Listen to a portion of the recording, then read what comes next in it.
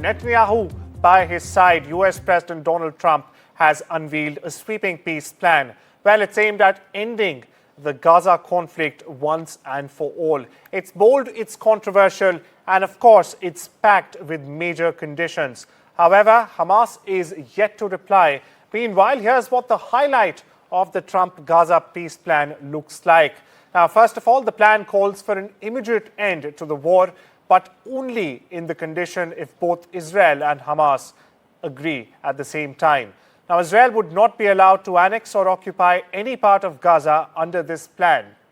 Full stop. Now, Trump also demands Gaza be cleared of all terrorist influence, creating a peaceful and a neutral zone, as he calls it. Moreover, every hostage held by either side, this includes prisoners held in Israeli jails, as well as Israeli hostages held by Hamas, including Israeli civilians and soldiers, like I mentioned, would be released by either side. Now, in return, Israel would release 250 prisoners serving life sentences and another 1,700 Gaza detainees. Now, once these terms are met, Israeli troops would fully withdraw from Gaza. There will be no lingering presence. A transitional Palestinian committee, meanwhile, would take over governance with Hamas completely excluded. Now, the plan guarantees no civilians will be forced out of Gaza, or at least it promises so. It says no displacement and there will be no relocation as well. Meanwhile, Hamas would have zero role in the new Gaza leadership now that it's a firm line in Trump's plan. Moreover, to maintain order, international peacekeepers would in fact be stationed within Gaza during the transition. Now, these are some big promises certain to encounter equally big challenges. Trump's plan is on the table, but the path to peace is still anything but simple. Meanwhile, listen in to what Trump and Netanyahu had to say. Israel would have my full backing to finish the job of destroying the threat of Hamas, but I hope that we're going to have a deal for peace. And if Hamas rejects the deal, which is always possible, they're the only one left. Everyone else has accepted it. But I have a feeling that we're going to have a positive answer. But if not, as you know, Bibi, you'd have our full backing to do what you would have to do. Your plan provides a practical and realistic path forward for Gaza in the coming years, in which Gaza will be administered neither by Hamas nor the Palestinian Authority, but by those committed to a genuine peace with Israel. I think this can be not only a new beginning for Gaza, I think it can be a new beginning for the entire region. Well, for more on this, we are joined by Professor Kinraj Jangid. He's a West Asia expert from OP Jindal University. Thank you so much, Professor Jangid, for taking out the time and speaking with us. Professor, first of all, is it really realistic to expect Hamas to disarm and also to surrender hostages in just 72 hours, sir? Thank you. It is in a way a suspense kind of a scenario. Hamas does have an interest in continuing with its maximalist position and not compromise on the issue of the hostages. I think once they don't have anybody in their captivity, they would be really exposed to the Israeli attacks. So yes, this is in a way the red line for their survival. However, in this new plan, there has been an exit created. So this is the exceptional plan in terms of political realization. Both Trump and Netanyahu threatened and used all force in Gaza, assuming that Hamas will be really put in a corner and then Hamas will compromise. Hamas has really dodged that threat. If we remember, before he took oath on 20th of January, Trump said all hell will break loose if Hamas will not release hostages before he takes oath in the office.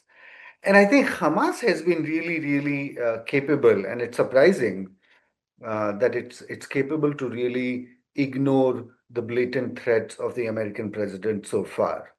But now that the fighters of Hamas will have an exit and will be allowed to leave Gaza, some of those who will renounce violence against the state of Israel or the Jews will be also allowed to stay in Gaza. So that's actually a very rare quality of this proposal, meaning it shows a great amount of compromise on the part of American understanding of the problem, and it also shows a compromise under pressure by Netanyahu. Professor Jagid, speaking of the other side, can Netanyahu realistically commit to a full pullback without fracturing his own coalition? And we've seen the amount of cases and the protests against Netanyahu, the Saturday protests as they're called, by family members of the hostages that are still in Gaza. Can Netanyahu commit a full pullback without fracturing his own coalition? Well, for that, everybody is waiting for him to return to Jerusalem. What would be fascinating is his public address in Hebrew. Whenever he speaks to the Americans in America or whenever he speaks to the international media in English, he says something else. And when he speaks to his people, meaning his coalition partners and his base, he speaks to them in Hebrew. And he certainly conveys to them differently. He doesn't appear under pressure. He makes all kind of false, pretenses of winning this war. So I think he does have an open political minefield when he goes back to Jerusalem, and everybody is waiting to see how he will stand that kind of a political fallout. Interestingly, the opposition parties of Israel have come forward, like they did in the last 2 years. They have said this to Americans that we will fully support Netanyahu government if his ultra-nationalist, radical, maximalist partners will depart from the government. All right. So a very, very interesting, I'm so sorry to interrupt you, Professor, a very interesting point, in fact, you raised that Netanyahu, when he speaks in English in front of the Americans, the tone and tonality and even the weight of words is very different. Now I want to ask you about, very quickly rather, because we're falling short on time, about the third party engaged here, which is the Arab powers or the Arab leaders. Now, why have the Arab leaders of the powers suddenly backed Trump? What's changed geopolitically all of a sudden? Well, I must say that for the first time, the Arab states have really been united. Remember, not only Donald Trump made Netanyahu to accept the proposal, he made Netanyahu apologize to the Qatar Prime Minister yesterday. So there was a phone call sitting next to Trump. Netanyahu had to apologize to Qatar for the airstrikes in Qatar.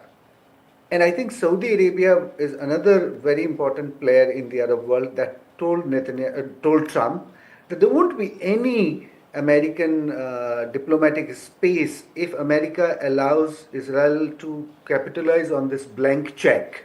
And that's why Donald Trump, a few days back, before this peace proposal, he told Israelis, I will not allow annexation of the West Bank. Yes. Now, to many radicals in Israel, that was quite a rude realization, because they were believing that Donald Trump doesn't really restrict Israel from anything. So I think Arab world and some of the Arab leaders have been extremely independent in their thought, and it's a good thing. It's a good thing for the Palestinians that these Arab leaders, for the first time, united in their thought and united for a cause. We really hope to see the end of this grinding war sooner than later. Meanwhile, thank you so much, Professor Jagid, for taking out the time and joining us on this very important issue.